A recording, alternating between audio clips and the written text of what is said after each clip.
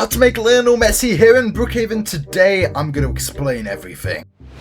Let's not waste any time, let's get straight into it. We're going to go over to the avatar editor, and where it says here, Roblox catalog ID. So for the face, all you guys are going to do is put in this code right here, 18272558785. Hit enter on your keyboard, and boom, we have the Messi face on our account. But next, what you guys are going to want to do is paste in this code right here, 717795193, and then you're going to hit enter on your keyboard yet again. Boom, there we go, we have the wonderful Messi beard right there. Then for the pants, all we're going to do is we're going to type in 12047740112. We've now got the pants on the avatar. Next, guys, for the shirt, you're just going to simply type in this code right here, 111804675890633. Guys, we now have the Messi shirt. This is how you become Messi in Roblox Brookhaven. Leave a like, subscribe to my channel if you're new,